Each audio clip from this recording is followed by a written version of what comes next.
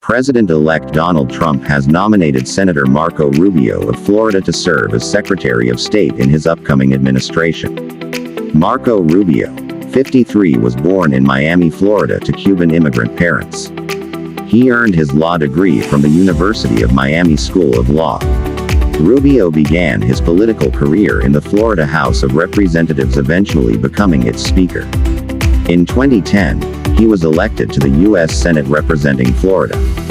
Throughout his tenure, Rubio has been a prominent voice on foreign policy, serving on the Senate Foreign Relations Committee. During the 2016 Republican primaries, Rubio and Trump were rivals, often engaging in heated exchanges. If he builds the wall the way he built Trump Towers, he'll be using illegal immigrant labor to do it.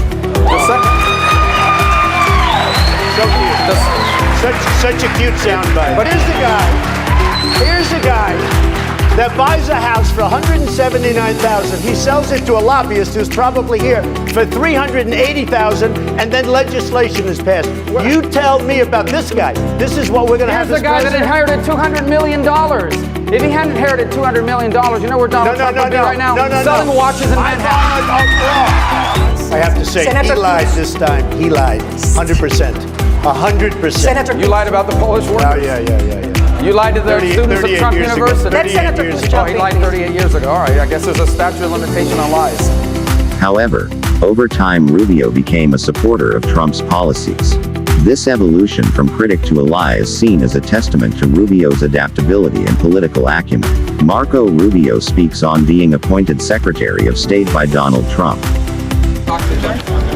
Little news while you were in there. Yeah, come on, back up. And then you guys are gonna go let me vote, right? Yeah. Can you guys back up, please? We get the phone. Put an answer group. Back up and leave it, guys. It's a tremendous honor to the president would place his confidence in me in a position of such importance. It's also a tremendous responsibility, and the job of the Secretary of State is to execute on the foreign policy set by the elected President of the United States. I hope to have the opportunity to do it if my current colleagues here in the U.S. Senate confirm me. Senator Matt Gaetz was also nominated to be the Attorney General of the United States. Would you support that nomination? Well, I'll be involved in my own. I know Matt for a long time. At one point, years ago, when I was in the state legislature, he actually worked for me when I was aspiring to be Speaker of the House. I've known him for a long time. And again, I think the President is entitled to his team, and he's made his appointments. And I like Matt a lot. I know him very well, and I'm confident that if the Senate confirms him, he would do a good job. And again, presidents are entitled to have the people that they want in these key positions to carry out the mandate that's been delivered to him by the voters of the United States. Do you think Gaetz is confirmable, There was a tweet today saying that does Italy is a democracy, or does an elected official take the decision? This tweet was from the unelected official take the decision, referring this to the Italian judiciary system that block an immigration law. This tweet was from Elon Musk. So I can't comment. I haven't seen that. I don't know what he's referring to. And while I know the importance of our alliance with Italy and how important they've been, I most certainly wouldn't say I'm in a position right now to be an expert on the judicial system. So you'll have to ask whoever it is that posted that. Do you think Gaetz can be confirmed? Again, I think most of my colleagues understand that presidents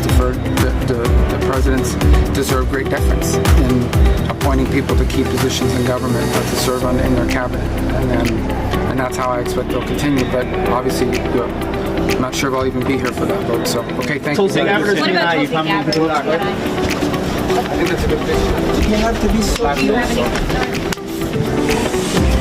Again, I'm not going to opine on the confirmation process. She's a good figure. I've got to know her in the House. I've always been impressed by her. She's a serious person. Background in the Soviet country.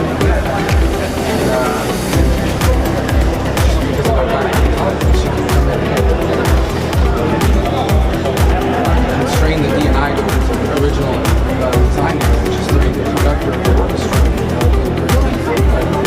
Beyond that, like I said, I'm talking to the same group. I don't know the timing. You see the Trump. Rubio's nomination has been met with both praise and scrutiny. Supporters highlight his extensive experience in foreign affairs and his commitment to American values.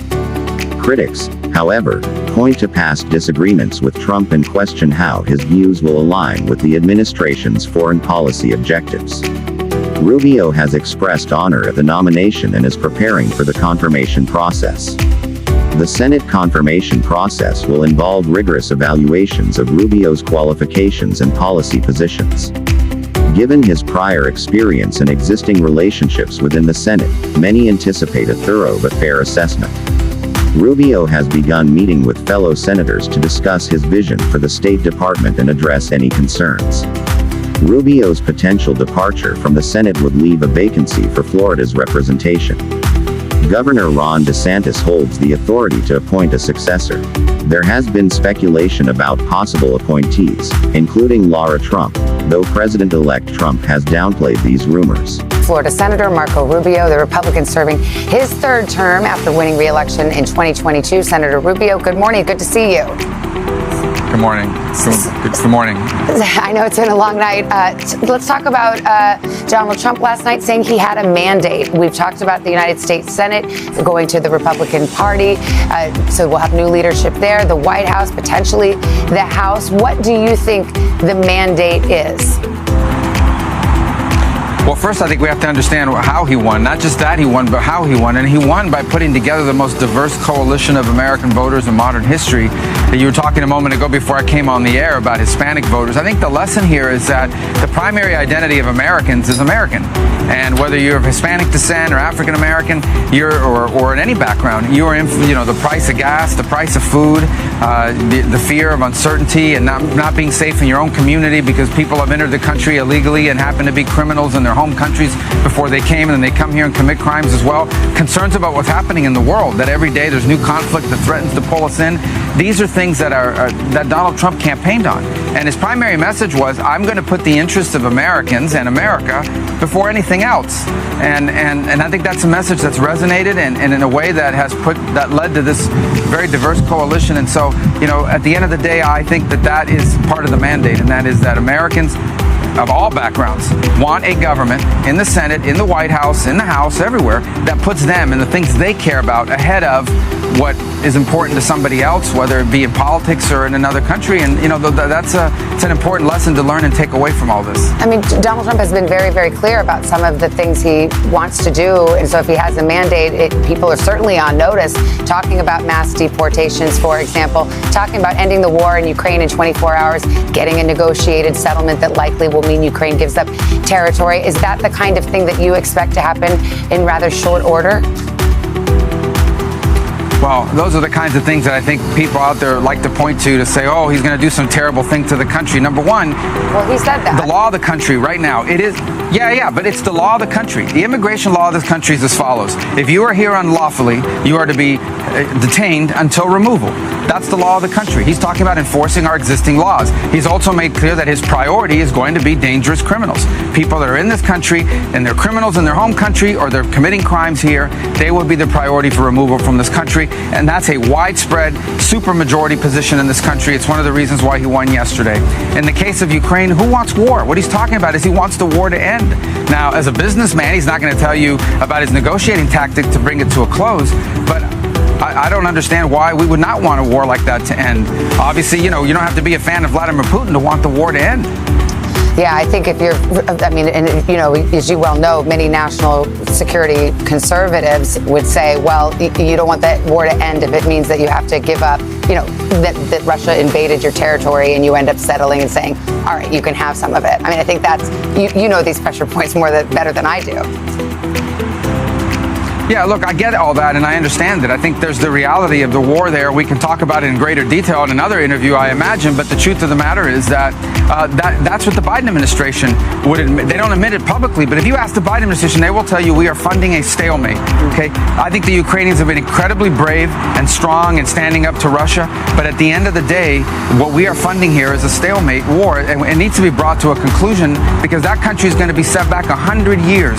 Now, that doesn't mean that we celebrate with what Vladimir Putin did or are excited about it, but I think there has to also be some common sense here, and that is that right now what we are funding is a stalemate that's costing lives, and putting Ukraine, it's going to take 100 years to rebuild that poor country with everything they are facing. Marco Rubio's nomination as Secretary of State marks a significant development in U.S. foreign policy leadership. His blend of legislative experience, foreign policy expertise, and personal background positions him as a noteworthy candidate for this pivotal role. As the confirmation process unfolds, Rubio's vision for America's role on the global stage will be a focal point of discussion and analysis.